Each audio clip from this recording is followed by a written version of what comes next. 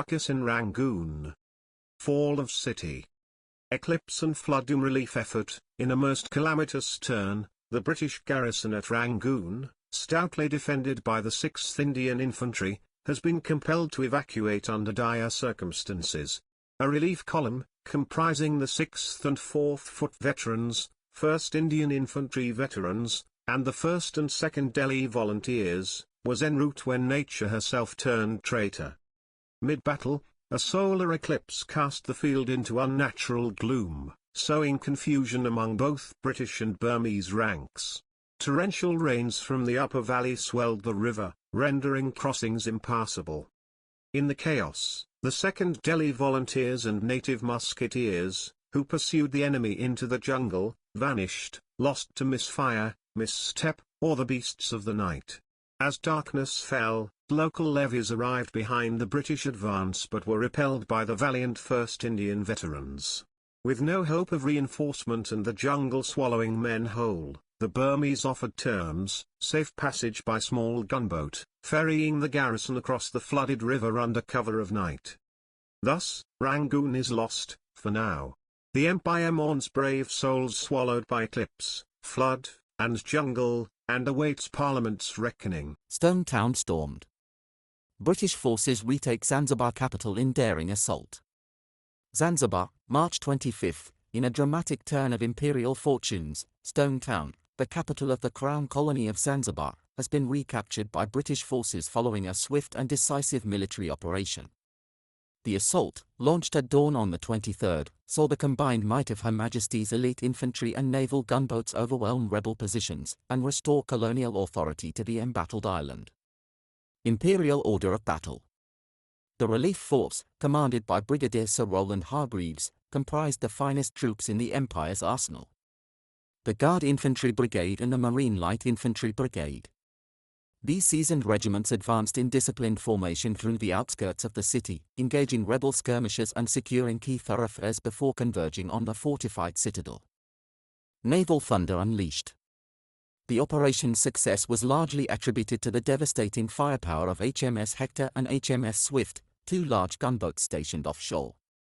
At precisely 6:15, both vessels opened fire on the rebel-held fortifications with their heavy guns, demolishing the native artillery emplacement and reducing the stone bastions to rubble. The fort was obliterated in under 20 minutes, reported a Royal Navy observer.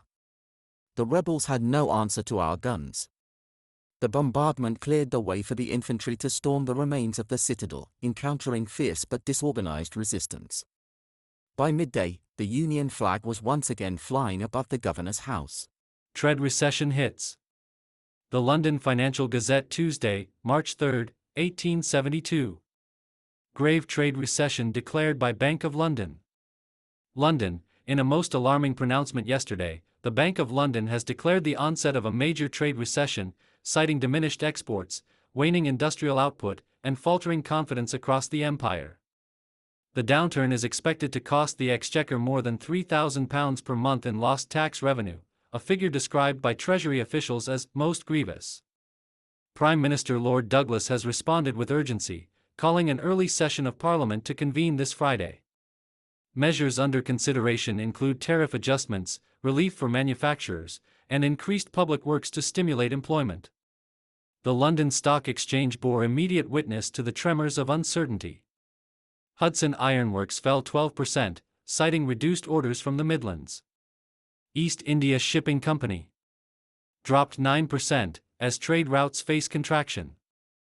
Royal Textile Mills declined 15%, with inventory swelling unsold. Great Western Railways slipped 7%, amid lowered freight expectations. Imperial Bank and Trust lost 10%, as investors seek safer holdings. Merchants and laborers alike await Parliament's verdict with bated breath, hoping for swift remedy to avert deeper hardship. Mr. Herbert Tightfist, a respected banker, has raised concerns that the current financial situation could lead to a run on the banks.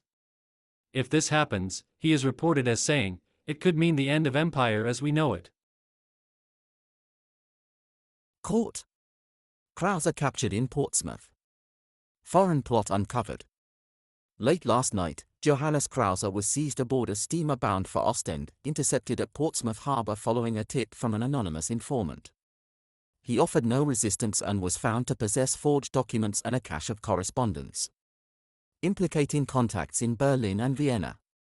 Early analysis by Home Office agents suggests the involvement of a clandestine revolutionary cell seeking to disrupt diplomatic relations between Britain and the German Empire.